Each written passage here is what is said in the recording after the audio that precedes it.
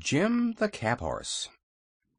Jim the Cab-Horse found himself in possession of a large room with a green marble floor and carved marble wainscoting, which was so stately in its appearance that it would have awed anyone else.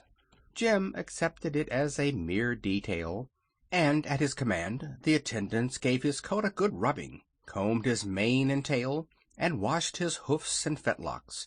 Then they told him dinner would be served directly, and he replied that they could not serve it too quickly to suit his convenience. First they brought him a steaming bowl of soup, which the horse eyed in dismay. "Take that stuff away," he commanded. "Do you take me for a salamander?" They obeyed at once, and next served a fine large turbot on a silver platter, with drawn gravy poured over it. "Fish?" cried Jim with a sniff. "Do you take me for a tomcat? Away with it." The servants were a little discouraged, but soon they brought in a great tray containing 24 nicely roasted quail on toast. "Well, well," said the horse, now thoroughly provoked. "Do you take me for a weasel? How stupid and ignorant you are! In the land of Oz, what dreadful things you feed upon! Is there nothing that is decent to eat in this palace?" The trembling servants sent for the royal steward, who came in haste and said, "What would your highness like for dinner?" "Highness?" repeated Jim, who was unused to such titles. "You are at least 6 feet high, and that is higher than any other animal in this country," said the steward. "Well, my highness would like some oats," declared the horse. "Oats? We have no whole oats," the steward replied with much deference, "but there is any quantity of oatmeal which we often cook for breakfast." "Oatmeal is a breakfast dish," added the steward humbly. "I'll make it a dinner dish," said Jim. "Fetch it on, but don't cook it, as you value your life." You see, the respect shown the worn-out old cab-horse made him a little arrogant, and he forgot he was a guest, never having been treated otherwise than as a servant since the day he was born, until his arrival in the land of Oz. But the royal attendants did not heed the animal's ill temper. They soon mixed a tub of oatmeal with a little water, and Jim ate it with much relish. Then the servants heaped a lot of rugs upon the floor, and the old horse slept on the softest bed he had ever known in his life. In the morning, as soon as it was daylight, he resolved to take a walk and try to find some grass for breakfast. So he ambled calmly through the handsome arch of the doorway, turned the corner of the palace, wherein all seemed asleep, and came face to face with the Sawhorse. Jim stopped abruptly, being startled and amazed. The Sawhorse stopped at the same time and stared at the other with its queer protruding eyes, which were mere knots in the log that formed its body. The legs of the Sawhorse were 4 sticks driven into holes bored in the log. Its tail was a small branch that had been left by accident, and its mouth a place chopped in one end of the body, which projected a little and served as a head. The ends of the wooden legs were shod with plates of solid gold, and the saddle of the Princess Ozma, which was of red leather set with sparkling diamonds, was strapped to the clumsy body.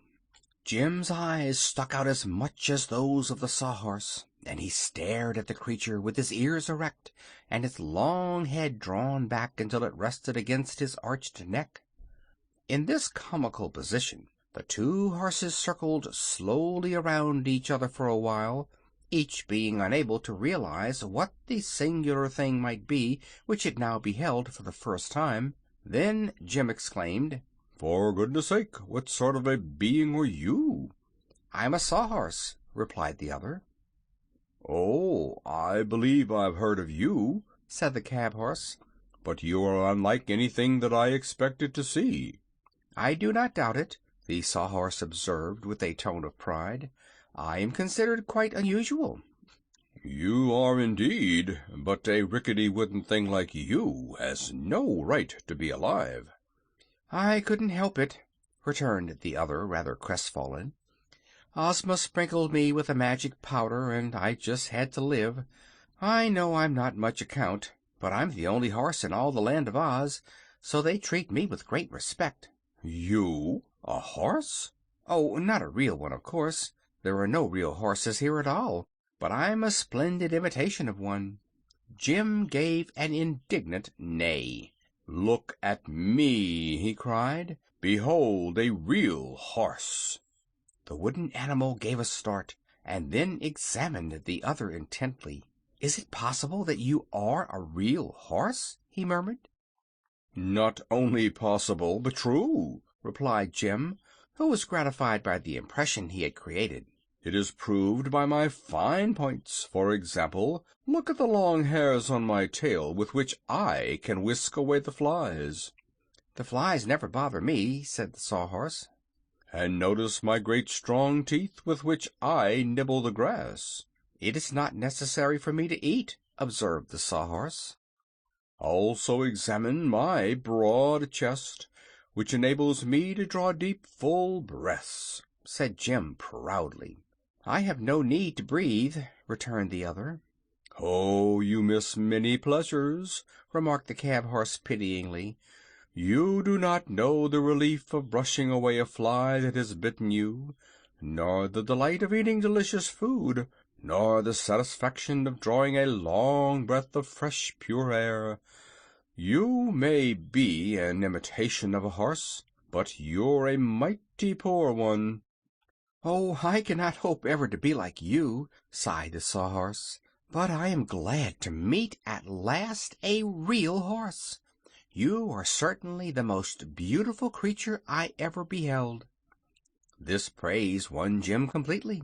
To be called beautiful was a novelty in his experience. Said he, "Your chief fault, my friend, is in being made of wood, and that I suppose you cannot help. Real horses, like myself, are made of flesh and blood and bones."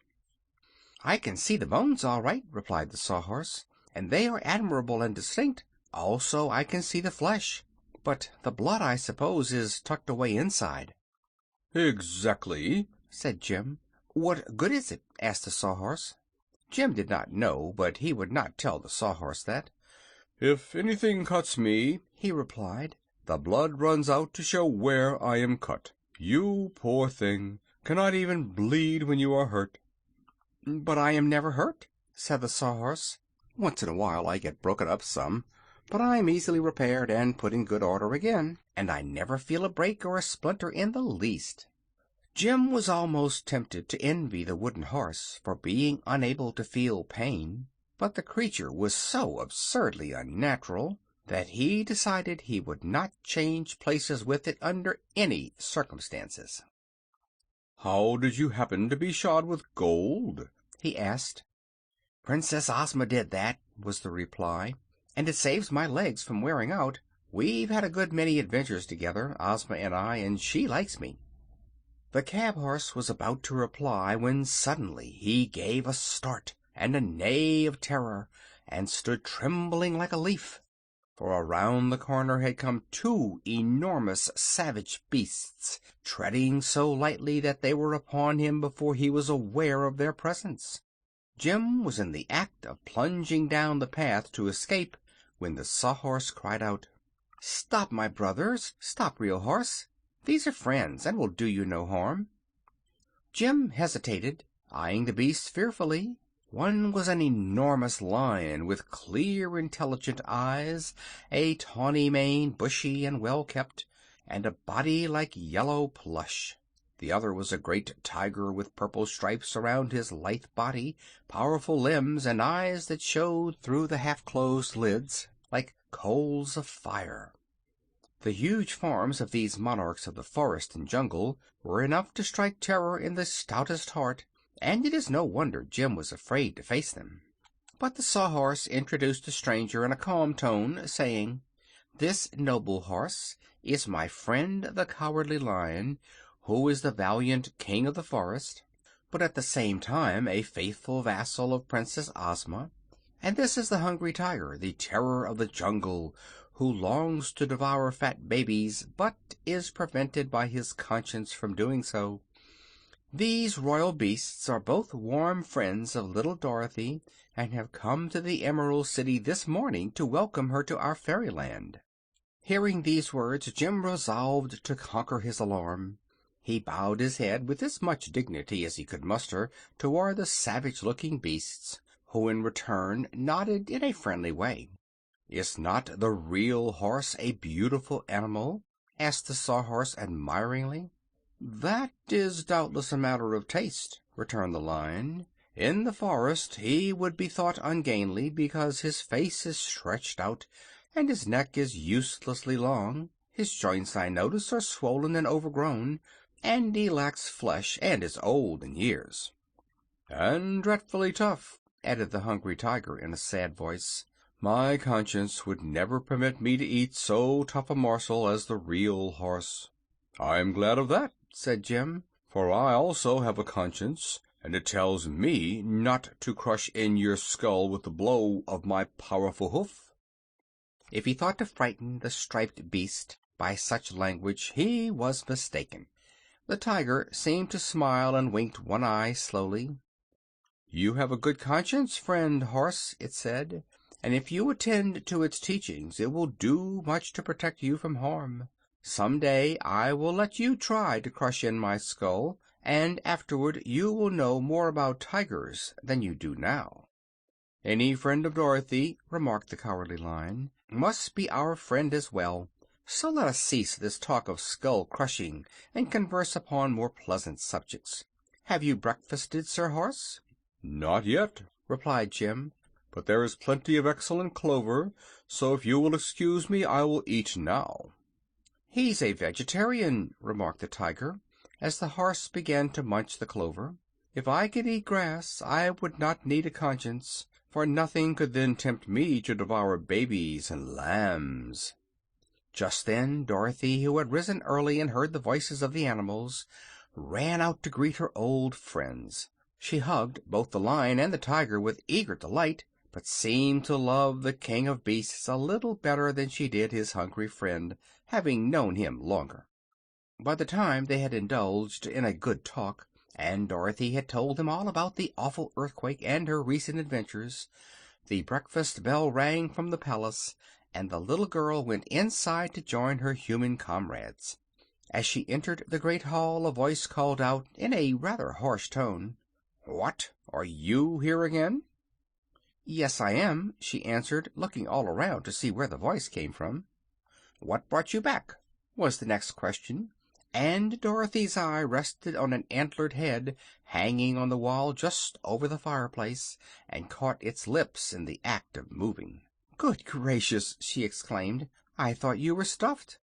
"So I am," replied the head, "but once in a while I was part of the gump, which Ozma sprinkled with the powder of life. I was then for a time the head of the finest flying machine that was ever known to exist, and we did many wonderful things. Afterward the gump was taken apart and I was put back on the wall, but I can still talk when I feel in the mood, which is not often." "It's very strange," said the girl. "What were you when you were first alive?" "That I have forgotten," replied the gump's head, "and I do not think it is of much importance. But here comes Ozma, so I'd better hush up, for the Princess doesn't like me to chatter since she changed her name from Tip to Ozma." Just then the girlish ruler of Oz opened the door and greeted Dorothy with a good morning kiss. The little Princess seemed fresh and rosy and in good spirits. "Breakfast is served, dear," she said, "and I am hungry, so don't let us keep it waiting a single minute." Chapter 16